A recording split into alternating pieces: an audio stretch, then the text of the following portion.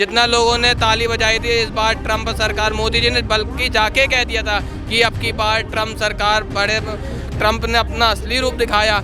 एक तरह में टैरिफ लगा दिया, 50% टैरिफ लगा, पहले 25 फिर 50, अब ये वाला। विदेश नीतियां वो भी मेरी अभी टाइम समझ में नहीं आ रही हैं, क्योंकि हमने ट्रंप को अपना दोस्त समझा था और भारत ने अपना दोस्त समझा था। प्रधानमंत्री ने हमारे ने अपना दोस्त उनको बताया था, मगर उसके बावजूद भी वो हमारे इस टाइम पर पक्ष में नहीं, और जितनी भी वो चीज़ें कर रहे हैं हमारे अगेंस्ट ही कर रहे हैं। मोदी जी का बर्थडे कितना तारीख को था? 18 तारीख को, 17 जो 18-17 तारीख को, और 19 तारीख को क्या करा ट्रम्प ने? बर्थडे जो हमारा जो जनता बाहर जाएगा उनके लिए कितना % टैक्स लगा दिया। तो इसका मतलब क्या कह रहा हूँ मैं, कह रहा हूँ अगर ट्रम्प के जैसा अगर दुश्मन दोस्त हो हमारे देश के लिए, तो दुश्मन की जरूरत नहीं। गाय से गोबर से मुझ से बाहर नहीं आएंगे ना सर, हम तब तक इसी में बसे रहेंगे।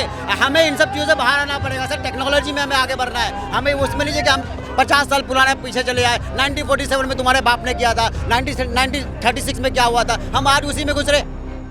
नमस्कार, मैं आकाश कुमार, स्वागत है आपका हमारे चैनल भैया जी गजब पर। जिस तरीके से अमेरिका ने H1B वीज़ा को महंगा कर दिया, बताया जा रहा है कि पहले उस वीज़ा की जो कीमत थी इंडियन नेशनल रुपीज़ में 6 लाख रुपए में 3 साल की वीज़ा की कीमत थी। लेकिन अब जो अमेरिका के डोनाल्ड ट्रंप की सरकार ने जो उसका रेट बढ़ा दिए हैं, उसको $1 लाख प्रति वर्ष का रख दिया है। मतलब लाइक 88 लाख रुपए भारत देश की तरफ से जो लगते हैं पैसे। इसी को लेकर चर्चा करेंगे। आज के जो नौजवान युवा हैं जो अमेरिका में सेटल होने की सोचते हैं, ये H1B वीज़ा है क्या? ये H1B वीज़ा वो है जो भारत देश के लोग बाहर विदेश में काम करने की सोचते हैं। अगर आप स्टूडेंट हैं तो आपको पहले बताना पड़ेगा कि मैं स्टूडेंट हूँ, स्टूडेंट के लिए मेरे को कॉलेज के लिए पढ़ाई करने जाना है तो आपको स्टूडेंट वीज़ा मिलेगा। अगर आप कहोगे कि मुझे अमेरिका में काम करने जाना है तो आपको H1B वीज़ा मिलेगा। अगर आप कहोगे मेरे को सिर्फ घूमने जाना है तो आपको ट्रैवल वीज़ा मिलेगा। ये वीज़ा ऐसी कैटेगरीज में बांटे गए हैं। आइए जानते हैं कि भारत देश के लोगों के सपनों पर कितना पानी फेरा गया है H1B वीज़ा को महंगा करके। नमस्कार सर, नाम क्या होगा आपका? मानव। क्या लग रहा है H1B वीज़ा को महंगा करके कितने भारतीयों के सपनों पर पानी फेरा गया है? बहुत जो अभी करंट में सोच रहे थे कि भाई माँ बाप अपने बच्चों को कहता कहीं से कर्जा लेके कैसे ना कैसे करके बाहर पढ़ने के लिए भेजते हैं, ठीक है। अब पढ़ने के लिए भेजते हैं, अब उन्हें अपने ज़मीन घर बार को सब कुछ गिरवी रखना पड़ता है, या कुछ होगा तो बेचना भी पड़ता है, ठीक है, या किन्हीं से कर्जा लेके कुछ ना कुछ कर आके भेजना पड़ता है 6-7 लाख रुपए इकट्ठा करके। क्योंकि अब ये वीज़ा जो है ये इन्होंने महंगा कर दिया अपनी तरफ से। अब महंगा करने के बाद क्या होगा कि जो मध्यम वर्ग के लोग हैं जो सोचते हैं कि हम बाहर जाके पढ़ेंगे, जो अपनी पढ़ाई को इंडिया से हट के आप दूसरी कंट्री में जाएंगे, क्योंकि इंडिया के ज़्यादातर जो पढ़ाई की वैल्यू होती है बाहर की पढ़ाई की ज़्यादा वैल्यू होती है। अगर आप वहाँ की पढ़ाई कर इंडिया में आके जॉब करोगे तो आपको उस पढ़ाई के बेस पे इंडिया में सबसे ज़्यादा सैलरी दी जाती है। ये आप चाहे किसी भी कंट्री में आके करेंगे तो आपके लिए अपॉर्चुनिटी ये रहेगी। लग रहा है कि मोदी जी की कूटनीति फेल हो गई। अब जिस तरीके से भारत देश ने पूरी फेल हो चुकी है इनकी, पूरी जो हमारे विदेश मंत्री हैं वो सबके कूटनीति जितना लोगों ने ताली बजाई थी इस बार ट्रंप सरकार, मोदी जी ने बल्कि जाके कह दिया था कि अब की बार ट्रंप सरकार सबकी आंखों में आंसू आ गए थे। ट्रंप बन गए सरकार। जब ट्रंप ने अपना असली रूप दिखाया, एक तरह में टैरिफ लगा दिया, 50% टैरिफ लगा, पहले 25 फिर 50, अब ये वाला कि भाई तो इन्होंने H1B वीज़ा महंगा कर दिया। अरे और इनको पता है अच्छे से कि सबसे ज़्यादा जो भारतीय हैं, सबसे ज़्यादा जो लोग हैं जो ट्रैवल वीज़ा पे H1B वीज़ा पे काम करने के सिलसिले में जो आते हैं वो इंडिया से आते हैं।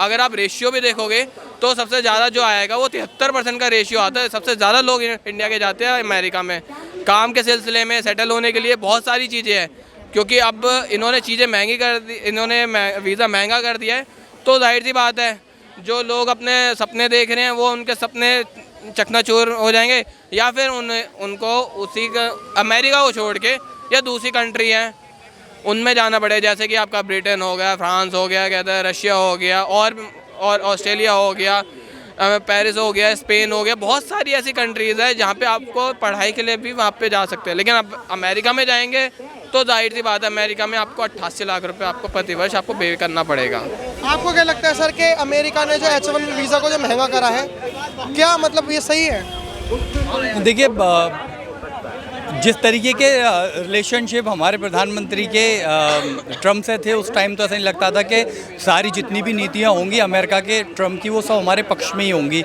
मगर अभी फ़िलहाल में ही कुछ ऐसा देखा गया है कि जैसे कि उन्होंने टैरिफ लगाया हमारे ऊपर इस तरीके का, और ये H1, F1, M1 ये जो वीज़ा बढ़ाया है, इसका देखिए सबसे ज़्यादा इफेक्ट जो पड़ेगा वो हमारे स्पेशली यहाँ के जो इंडियन वहाँ पढ़ने के लिए जाते हैं स्टूडेंट, उन पर बहुत ज़्यादा पड़ेगा, क्योंकि वो पहले ही इतना हो चुका है। देखिए, गिरते हुए डॉलर, बढ़ते हुए डॉलर के दाम और गिरते हुए रुपए के दाम, इससे ही बहुत इफेक्ट पड़ रहा है। अब उसके बाद ये इस पे जो प्राइस जो बढ़े हैं, तो वो तो लोग अफोर्ड बहुत मुश्किल कर पाएंगे। जो लोग बड़ी मुश्किल से, एक मध्यम वर्गीय परिवार का बच्चा बहुत मुश्किल से, उसके पूरे घर वाले कहीं से पूंजी जुटा पाते हैं और कोशिश करते हैं कि हमारा बच्चा वहाँ जाकर पढ़े। मगर अब ये कंटिन्यूस तरीके की जो चीज़ें हो रही हैं, तो मेरे तो भाई ये समझ में नहीं आ रहा कि आखिर ये ट्रम्प जो हमारे प्रधानमंत्री, जहाँ प्रधानमंत्री ने वहाँ नारा भी लगाया था कि अब की बार ट्रम्प सरकार, मगर उसकी जो नीतियाँ इस टाइम जो सामने आ रही हैं वो हमारे पक्ष में नहीं है।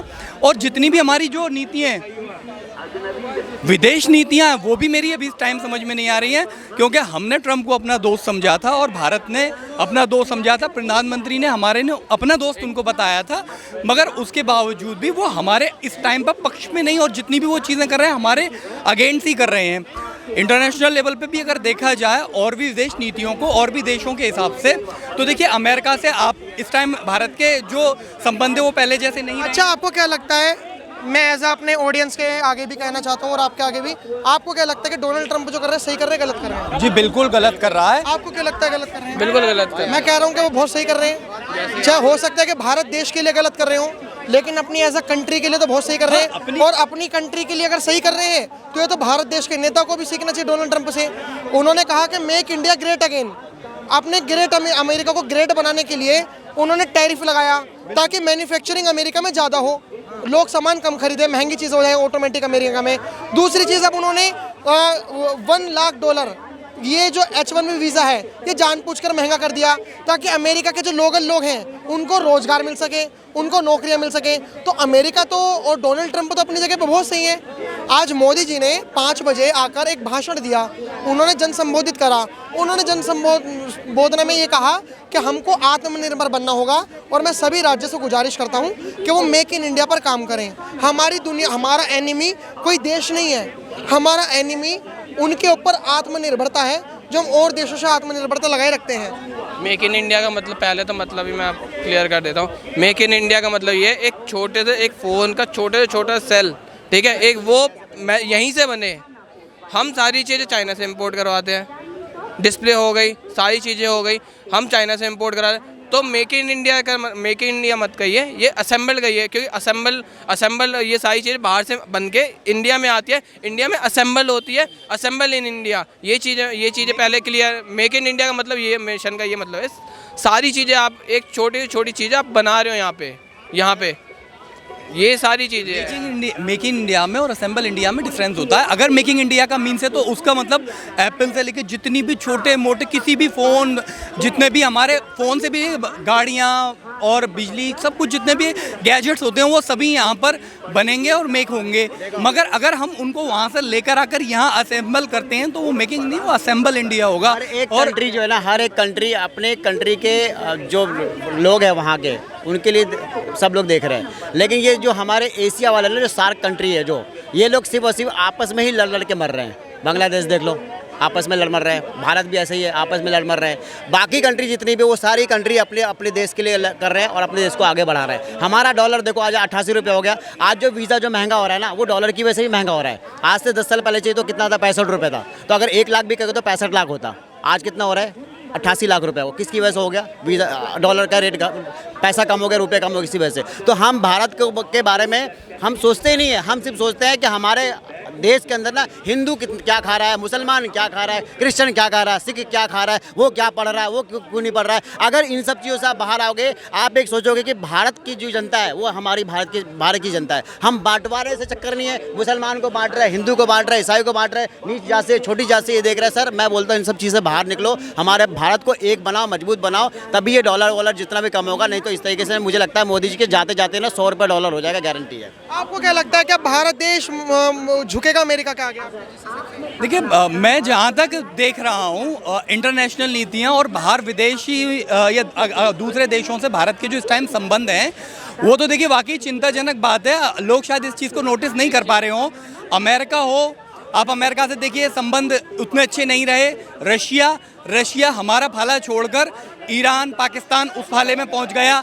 बांग्लादेश, हसीना शेख थी तब तक वो हमारी साइड ही बात थी, मगर अब वहाँ अगेंस्ट पार्टी हमारी।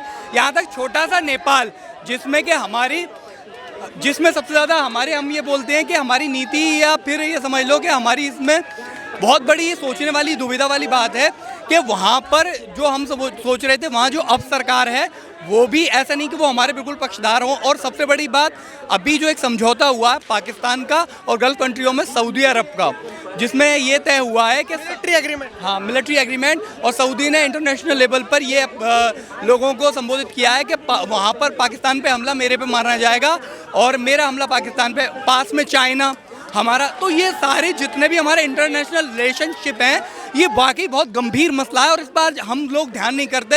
ये लोगों में नहीं, ये सोचने की बात है, पर्टिकुलर किसी पार्टी की बात नहीं, मगर ये सोचना चाहिए इंटरनेशनल लेवल पर हम बैकफुट पर आ रहे हैं। जैसा आपने बोला, जैसा ट्रम्प, मोदी जी झुकेगा नहीं है, ठीक है, झुकना कोई सही बात थोड़ी है सर, झुकना सही बात नहीं है। आप एक चीज़ देख लीजिए, मोदी जी का बर्थडे कितना तारीख को था? 18 तारीख को, 17 जो 18-17 तारीख को, और 19 तारीख को क्या करा ट्रम्प ने?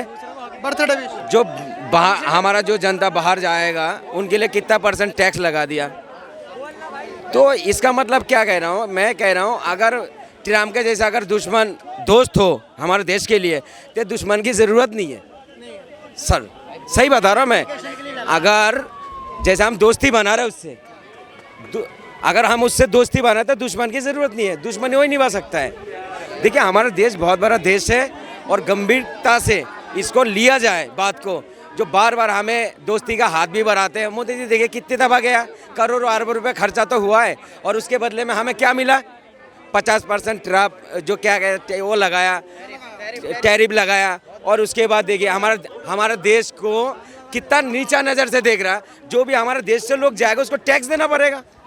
तो मोदी सरकार की विदेश नीति फेल हो गई क्या? बिल्कुल सर, फेल हो चुका है, फेल हो चुका है, ठीक है। से, हिंदू से, गाय से, गोबर से, मुझ से बाहर नहीं आएंगे ना सर, हम तब तक इसी में बसे रहेंगे।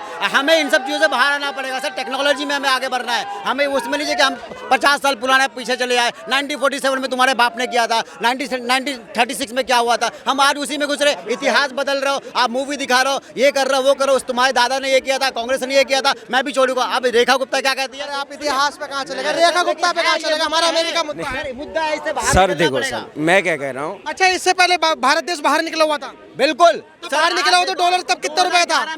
कितना रुपए डॉलर था? आप मुझे बताइए कितना रुपए डॉलर था? 800 रुपए। अब भारत देश 1947 में आजाद हुआ, चाइना उससे 1949 में आजाद हुआ, 1990 में भारत और चाइना की इकोनॉमी सेम थी। तो आखिर में 1990 के बाद ऐसा चाइना में 1990 के बाद ऐसा क्या हुआ कि चाइना आगे निकल गया, भारत पीछे चला गया? इसलिए कैसी बातें कर रहे हो? उल्टी सीधी अमेरिका का मुद्दा चल रहा है, रेखा गुप्ता वगैरह।